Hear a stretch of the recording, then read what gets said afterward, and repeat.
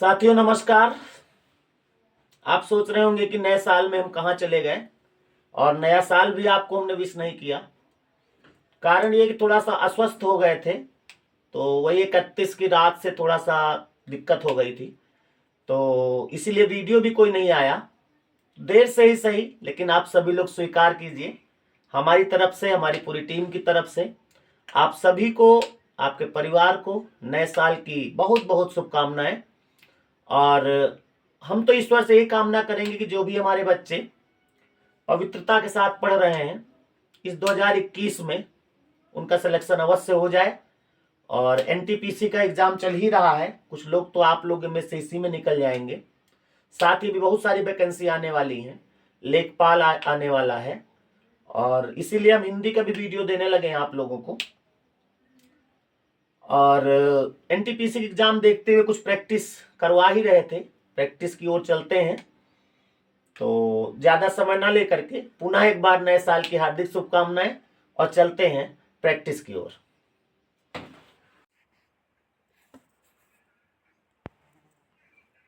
हिंदी के कुछ सवाल लेकर हम हाजिर हुए हैं, इनको आप देख लें। पहला, हिंदी भाषा की कितनी विख्यात बोलियां हैं? क्या आंसर लगाएंगे इसमें आप? जल्दी से लगाइए, टेट में सवाल आएगा। हिंदी की 8 विख्यात बोलियां हैं, इनको याद रखिएगा। अगला सवाल, हिंदी भाषा का प्रथम प्रामाणिक ग्रंथ कौन सा है? तो हिंदी भाषा का प्रथम प्रामाणिक ग्रंथ जो है, सही है क्या? रामलला नेहचू, पृथ्वीराज रासो, आला उदल तो खैर रचना ही नहीं कोई। 3 में बताओ कौन सी है? 3 में कौन सी है भाई? पृथ्वीराज रासो हिंदी भाषा के प्रथम प्रामाणिक ग्रंथ है, पृथ्वीराज रासो। इसको लिखा किसने है जानते होंगे आप लोग? चंद बरदाई।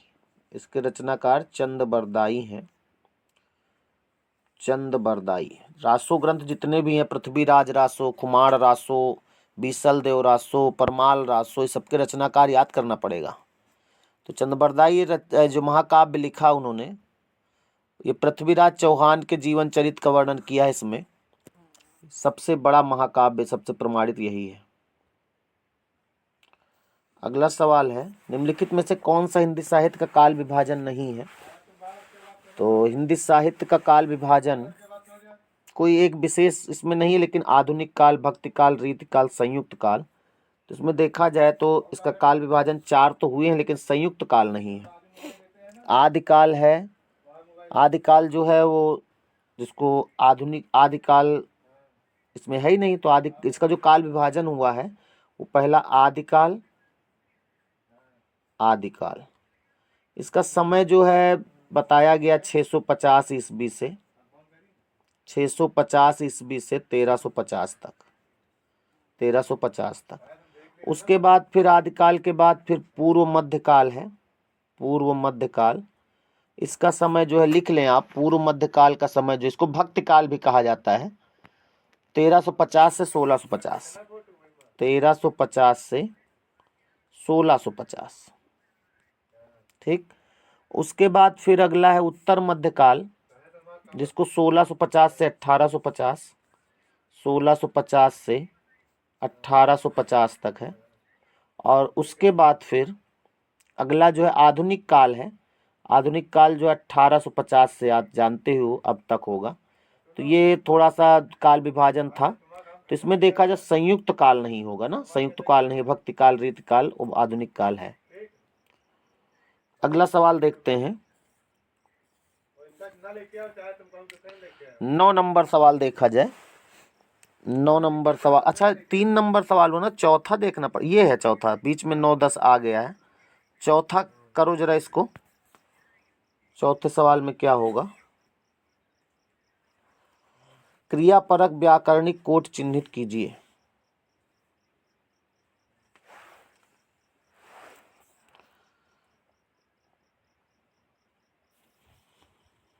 इसमें क्रियापरक व्याकरणिक कोट मतलब ये कारक होंगे, कारक इसलिए होगा कि व्याकरण कारण जो होता है कारक, जिसमें क्रिया निहित होती है वो कारक कहलाती है।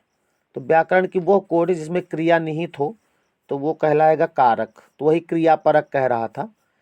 कारक का जो शाब्दिक अर्थ होता है करने वाला, अर्थात क्रिया को पूरी तरह से करने, किसी न किसी तरह से जो भूमिका निभावे।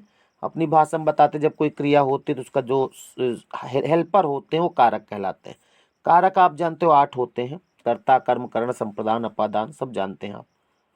नहीं जानते हैं तो प्लेलिस्ट में कारक हमने पढ़ाया, उसको आप देख सकते हैं। निम्नलिखित 5वां सवाल देखें, निम्नलिखित में से कौन सा वाक्य कर्मवाच्य दर्शाता है? कर्मवाच्य।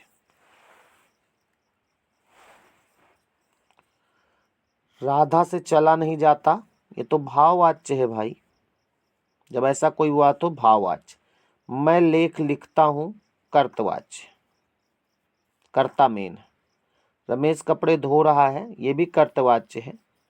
लेकिन जहां पे द्वारा हो जाए, जैसे रमेश के द्वारा कपड़े धोए जा रहे हैं, तो यहाँ द्वारा लगा है, तो ये जो द्वारा होता है ये कर्मवाच्य होता है। तो इसमें आपका आंसर पहला होगा।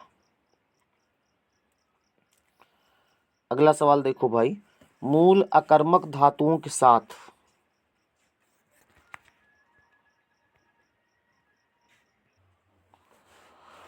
अगला सवाल यह है कि मूल अकर्मक धातुओं के साथ प्रत्यय जोड़कर बनाई गई क्रिया धातुएं क्या कहलाती हैं?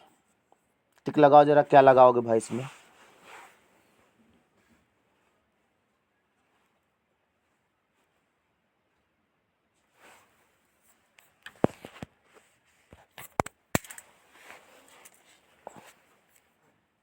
नहीं समझ में आ रहा? देखो, क्रिया के मूल रूप को क्या कहते हैं? धातु कहते हैं। क्रिया के मूल रूप को क्या कहते हैं? धातु। धातुएं जो है अकर्मक एवं सकर्मक 2 प्रकार की होती हैं।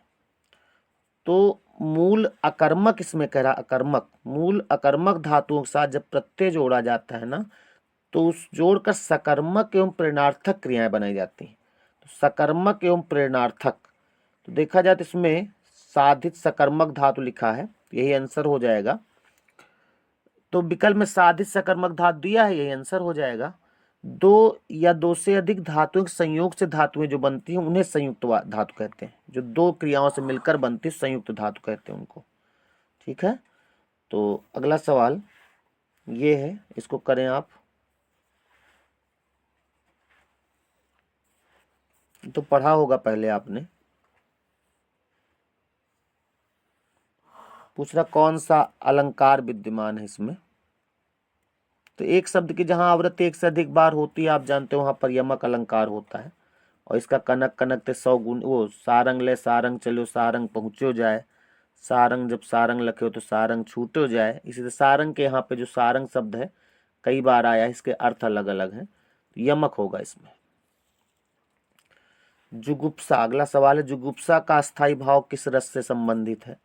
तो आप जानते हो विभत्स रस जो होता है इसका अर्थ जुगुप्सा होता है, जिसका अर्थ होता है घृणा। घृणा। जितने भी रस होते हैं सबके स्थायी भाव आपको आने चाहिए। अगर नहीं आ रहे हैं तो वो आपकी कमी है थोड़ा। पीछे 9 नंबर सवाल आया था, ये 2 सवाल ये देख लें। निम्नलिखित में से कौन सा छंद का प्रकार नहीं है?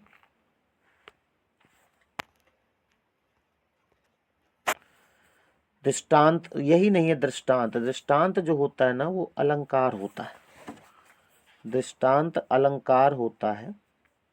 और ये चौपाई छंद है, आप जानते हो 16-16 मात्राएं, 16-16 मात्राएं होती। दोहा भी है, क्या होता है 13-11, सोरठा उल्टा होता है। तो इसमें यही पहला होगा, वो अलंकार होता है। दीर्घ संधि, गुण संधि, वृद्धि संधि, यण संधि व आयाद संधि संधि के किस मूल भेद के अंतर्गत है? स्वर संधि होगा इसमें। तो सरल सवाल है, स्वर संधि के 5 भेद होते हैं, तो इसमें आंसर आपका बी होगा। तो इस तरह से कुछ सवाल थे, कुछ स्वास्थ्य सही नहीं था इसलिए इतने करवा रहे हैं, बाकी अगले वीडियो में। नमस्कार।